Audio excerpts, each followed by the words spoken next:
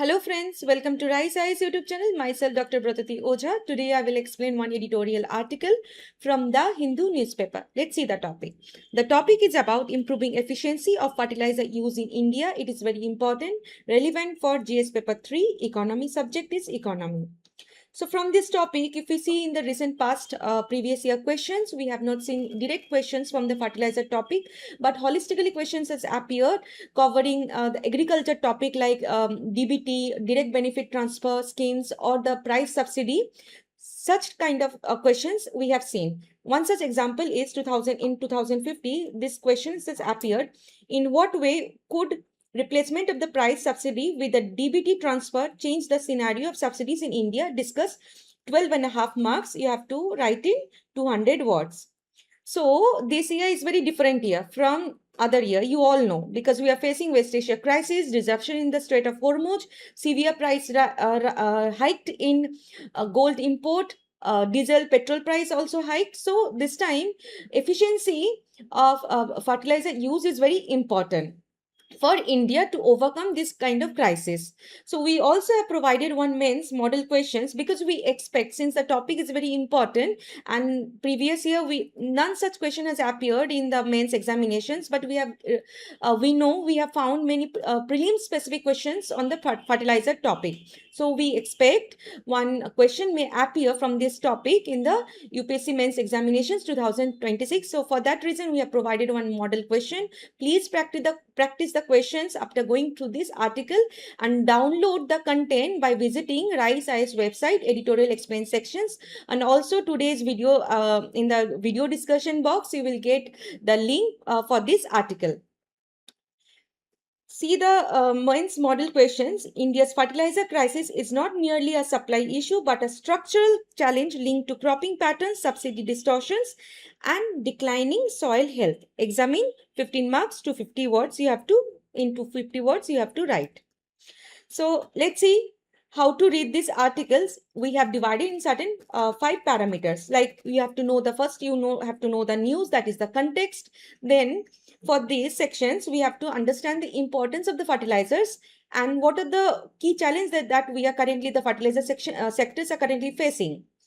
Government initiatives that has, way ahead also from the government sectors, and way forward in a comprehensive measure, you can say, that will strengthen improve the fertilizer efficiency use. And obviously we'll conclude with a short conclusion. So let's understand the context. The context is about there is ongoing war in the West Asia, and therefore that we are facing all the West Asia crisis, and we are also facing disruptions in the Strait of Hormuz. Therefore, there are rising cost of fuel as well as the fertilizers. Therefore, India needs to think about this enhancing the fertilizer use efficiency and moderate demand. At the same time, India produces 80% of its urea requirement domestically, and the rest we import. Also, if we see, India's urea industry relies heavily on the imported fuel. Another disadvantage is that green ammonia that is produced from the electrolysis of water using the solar energy is a good option, viable option, but it is not applicable for every areas, or because due to the water stress. Second, situation is again worse for phosphatic fertilizer, because India lacks adequate rock reserves of phosphate, phosphorus, phosphate, potassium, potash, sulfur, and therefore we have to import such fertilizers almost entirely. And we can see, due to this together, both the nitrogen, almost urea, and the phosphorus components of the fertilizers define India's complete picture of the food security. If we see another thing, that is over 2/3 of the rupees 2 lakh crore daily annually India spends on the fertilizer subsidy, but we do not get that reflection in the food, and mostly it is lost to pollutions. Now we have to understand the importance and the key challenges. Let's see the importance of the fertilizers. If we see the importance is that fertilizers support multiple cropping cycle per year across Rabi, Kharif, and Zaid seasons by quickly replenishing the soil nutrients between the consecutive harvest on limited arable land. At the same time, they are also essential for the production of food grains, oil seeds, pulses, and fodder crops. We have to know about the three major nutrients, that is nitrogen, potassium, and phosphorus. That is, they are in the 4:2:1 ratio. If we see about the nitrogen, it promotes leaf and shoot growth. Urea is the most widely used nitrogen fertilizer in India. Now comes for the phosphorus. It supports root development, flowering, and the seed formations. DAP, that is diammonium phosphate, is the common phosphatic fertilizer. And for the potassium, it improves the overall plant health, disease resistance, and water regulation. It helps in water regulations. Therefore, it is commonly supplied through MOP, that is muriate of potash. What are the major challenges we have to now see? The certain challenges are being mentioned in this article, and we have to see some other challenges that have been provided here. That is, one is import dependence, because we have seen, India vastly produces 80% of its urea requirement domestically and imports the 20%. And also India lacks adequate rock reserves of the potash, phosphorus, sulfur, and heavily depend on the import. Therefore, since there is the supply side vulnerability because of the West Asia crisis and disruption in the Strait of Hormuz, there is also disruptions in the price stability. Also facing the crisis and the availability at the same time. Next crisis, let's see, that is about the subsidy burden and nutrient imbalance. What is it is about the subsidy burden? Subsidy burden, it is talking about, we all know that urea, it is outside from the nutrient based subsidy. Therefore, in the low prices, maximum amount of nitrogen is being used, and it is creating trouble. What is the trouble? That is the nutrient imbalance. It is creating excessive of nitrogen if we use. The ideal is 4:2:1. The excessive use of nitrogen, it is becoming the ratio for NPK is 34. NPK is 34:2:1.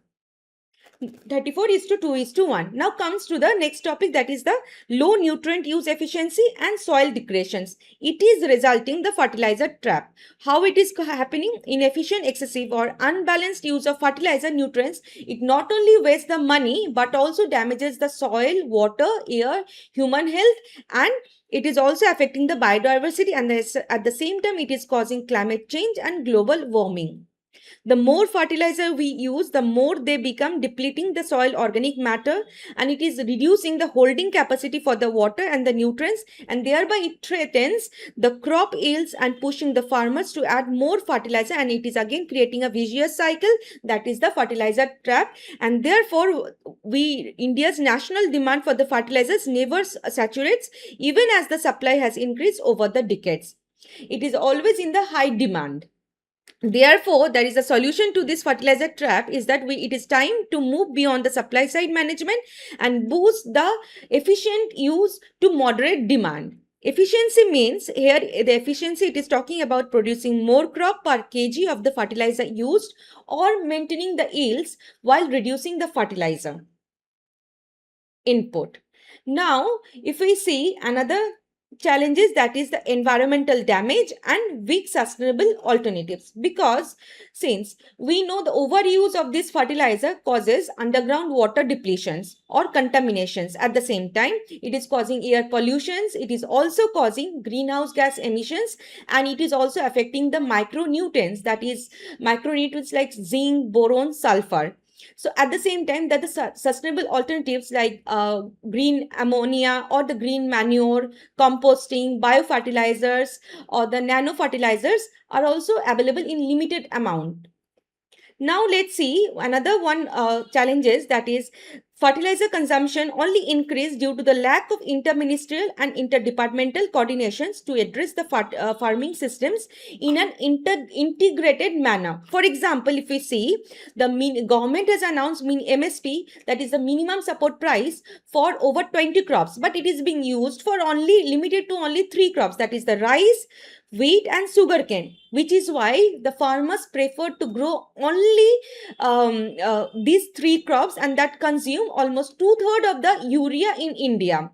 Therefore, it destroys the traditional crop rotation involving the pulses, legumes, and pushes the farmers into the fertilizer trap again. Now let's see what are the government initiatives. Government initiatives, one is Dalhan Atmanirbharta missions launched in October 2025 has promised 100% procurement of tur, urad and masoor at MSP for 4 years.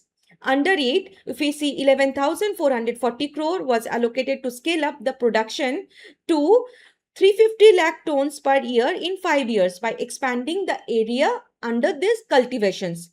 However, according to April 2026 data released by the government, the area for sowing the pulses only grew 1.26% over the last year. This is very negligible compared to the 10% fall in area if we see between 2021-22 to 2024-25, and this calls for better implementations which has been recommended by the Supreme Court in recent March. So this one is the Dalhan Atmanirbharta mission. Another is the scheme you all know, soil health card missions. Another is the mission is nutrient based subsidy. It provides fixed subsidy for the phosphatic and the phosphorus and the potassium fertilizers. Another subsidy is PM Pranam. And let's see now the way forwards. What are the way forwards we have to for overcome these disadvantages and improve the fertilizer efficiency? How? First is we have to do pulse cereal rotation, sustain agriculture for thousands of years. We know that before fertilizers were invented, as most fertilizers leaves behind some of the fixed nitrogen in the soil for the next crop.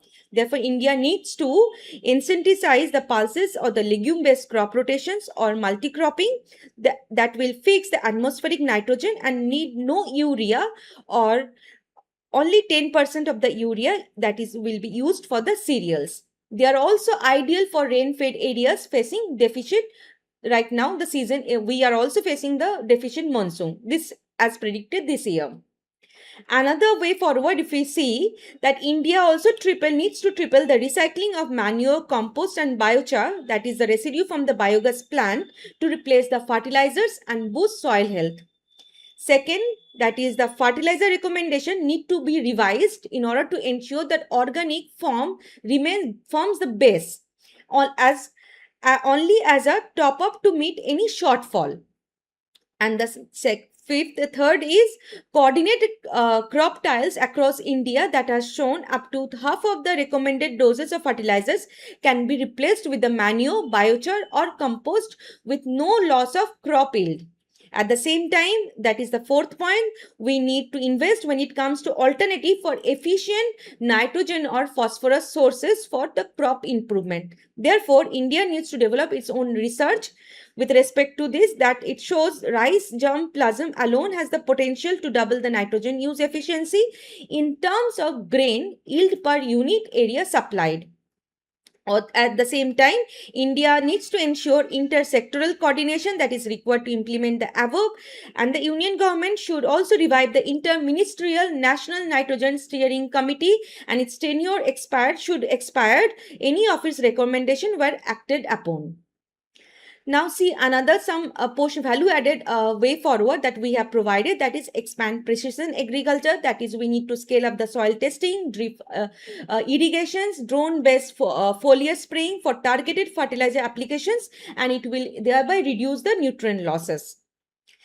Third is the strengthen research and climate resilient varieties. We have already said that develop and promote crop varieties with higher nutrient efficiency and lower fertilizer requirements. And the last is we have to improve the structural policy reforms. How? Bring urea under the nutrient-based subsidy framework, and we have to expand the direct benefit transfer also, and at the same time strengthen the integrated fertilizer management system for balanced fertilizer use and better subsidy targeting. So today we are ending with a small conclusion that India needs to transition from excessive chemical fertilizer dependence towards the efficient, balanced and sustainable nutrient management through crop diversifications, organic inputs and precision farming. In this way, it will ensure long-term food security, soil health, better soil health, farmer welfare and environmental sustainability. Thank you. All the best.